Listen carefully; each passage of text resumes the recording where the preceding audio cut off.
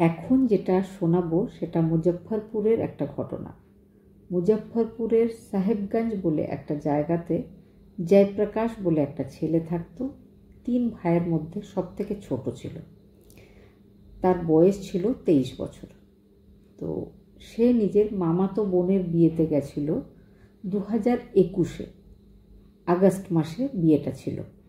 সেই বিয়ে বাড়িতে গিয়ে মামাতো বোনের যে ননদ ছিল তার সাথে তার একটা সম্পর্ক তৈরি হয়, প্রেম সম্পর্ক।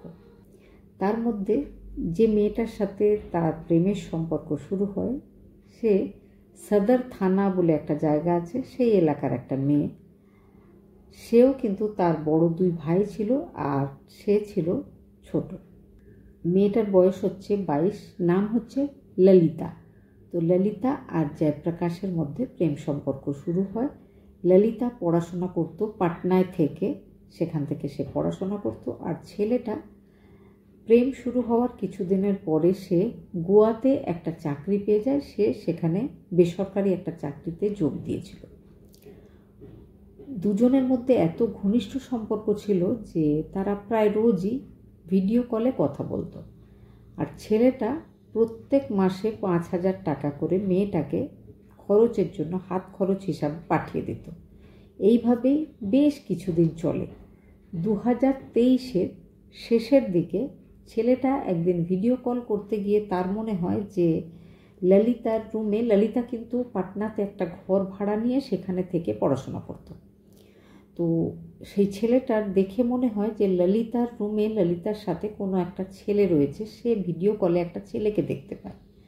তারপরে ললিতাকে প্রশ্ন করতে ললিতা বলে না, সেই ধরনের কোনো ব্যাপার নেই। কিন্তু ছেলেটা কিছুতেই ব্যাপারটা বোঝে না। তো জয়প্রকাশ গোয়াতেই ছিল সেই সময়, কিন্তু ললিতার সাথে তার ঝগড়া হয়ে যায়, কথা বন্ধ, মুখ দেখাদেখি বন্ধ, ভিডিও কলও বন্ধ।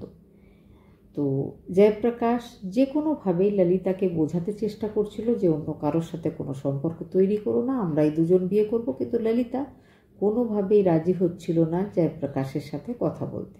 এদিকে জয়প্রকাশের কাছে ললিতার একটা পার্সোনাল ভিডিও ছিল।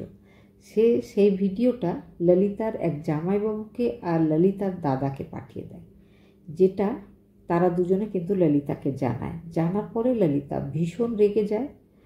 রেগে গিয়ে সে ঠিক করে যে এই ব্যাপারটার বদলা তাকে নিতেই হবে। তাদের দুজনের মধ্যে প্রেম সম্পর্ক ছিল। তো সে কিভাবে এই কাজটা করতে পারে, তার এত বড় একটা অপমান সে করতে পারে।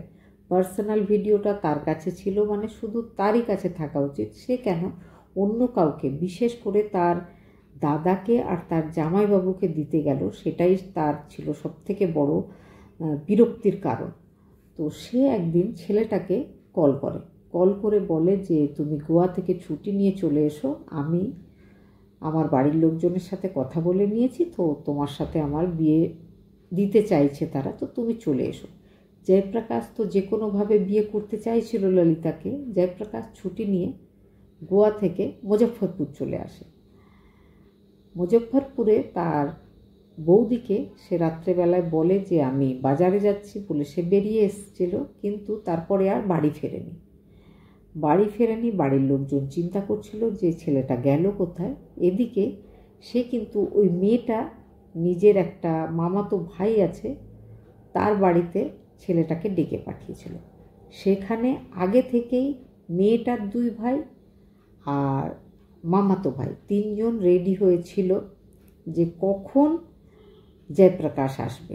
জয়প্রকাশ যেই সেই রুমে আসে, তারা 3 জনে তার উপর চড়াও হয়, ধারালো অস্ত্র দিয়ে আঘাত করে তাকে মেরে ফেলে। তারপরে একটা ট্রলি ব্যাগে তাকে বন্ধ করে একটা সাইকেলের উপর তাকে রেখে কিছুটা দূরে রাত্রেবেলায় অন্ধকারে, ঘটনাটা ঘটিয়েছিল 13ই আগস্ট 2024-এ।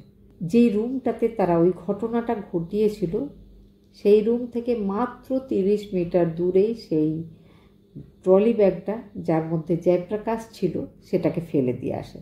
সকালবেলায়, মানে 14ই আগস্ট 2024, আশেপাশের লোকজনেরা দেখতে পায় যে একটা ব্যাগ পড়ে রয়েছে, তার চারিদিকে লাল লাল তরল পদার্থ। তো তারা পুলিশ স্টেশনে খবর দেয়। পুলিশ আসে। পুলিশ আসার পরে ব্যাগটা খুলে ব্যাপারটা দেখতে পায়। দেখার পরে তারা খোঁজাখুঁজি করে শুধু মামাতো ভাই, মানে যে রুমটাতে এই ঘটনাটা ঘটানো হয়েছিল সেটা সেই মামাতো ভাইয়ের রুম ছিল।